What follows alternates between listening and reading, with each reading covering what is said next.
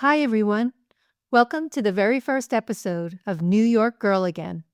I'm your host, Thérèse.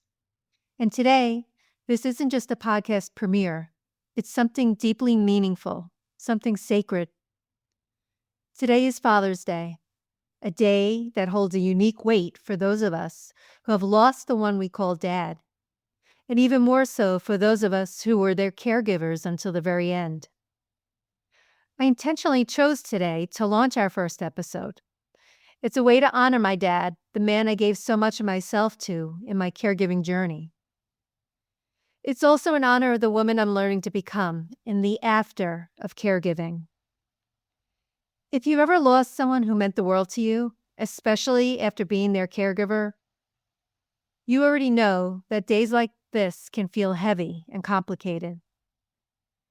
You remember the love, the exhaustion, the deep ache, the joy, the entire roller coaster of emotions.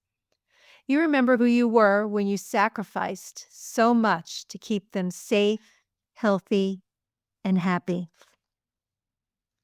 And then suddenly, you're not anyone's caregiver anymore.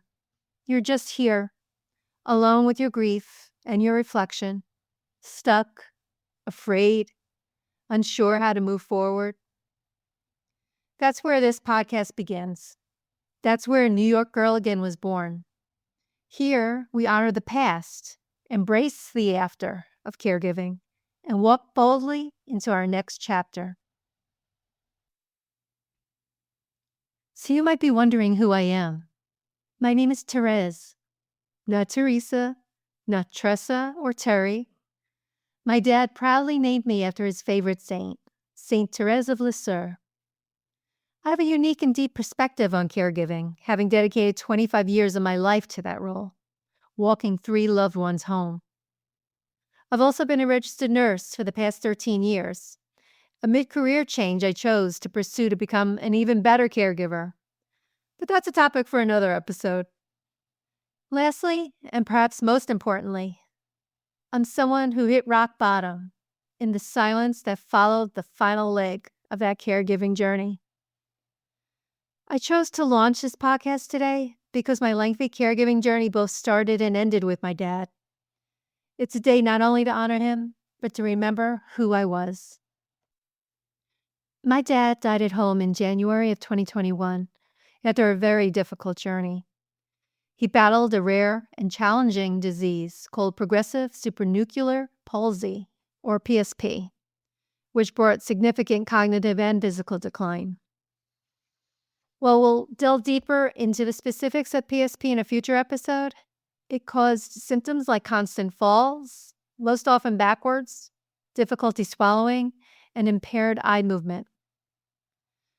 The last year of his life was during COVID, which brought its own additional challenges. But I was successfully able to keep him out of the hospital, which would have been an immediate death sentence at that time.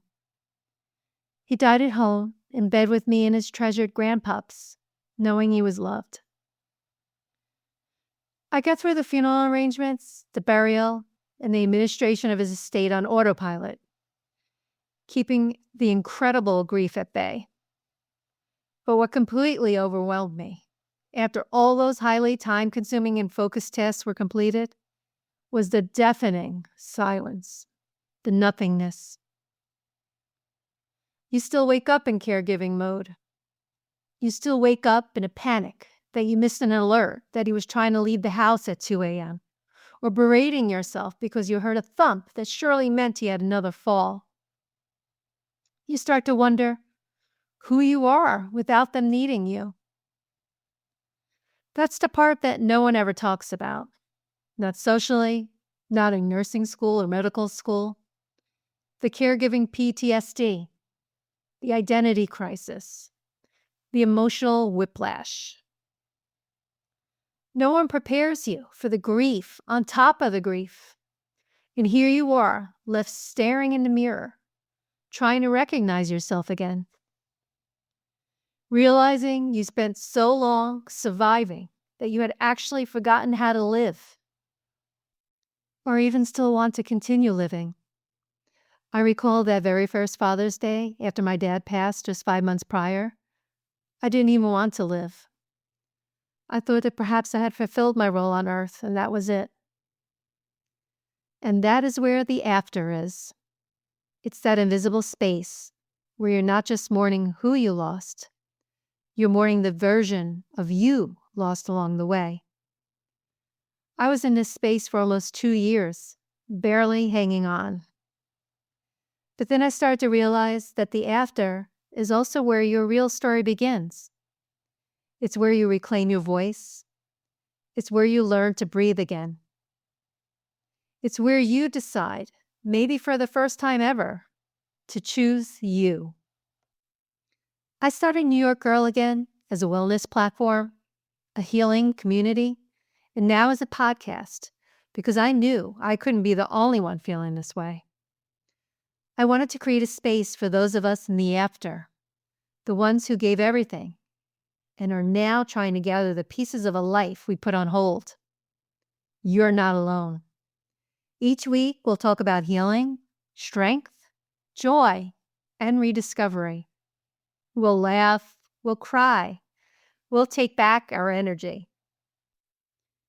And most of all, we will reframe the narrative of what it means to be a caregiver after the caregiving ends. Because life is not over. It's just beginning. And I'm walking this path with you. Today's episode is for every person who's missing their dad, for every daughter or son who held their father's hand in the final moments, for every caregiver who carried the weight with love and grace. This episode is for you. And it's for my dad. He never got to hear this podcast, but I know he'd be proud of the woman I'm becoming because I'm learning to live again. I'm honoring him by choosing joy, choosing strength, choosing me. Thank you so much for being here with me on this journey. If today's episode touched your heart, I invite you to join our growing community. You can connect with us by visiting newyorkgirlagain.com. And please be sure to follow us on social media. You can find us on Instagram at nygirlagain and on Facebook at New York Girl Again. If this episode resonated with you, please share it with someone who needs to hear it. Your support helps us reach more people who are navigating their own after. And make sure to subscribe and stay tuned for future episodes of New York Girl Again, wherever you listen to podcasts. We'll continue this conversation, delving deeper into what it means to reclaim our stories, our strength, and our joy.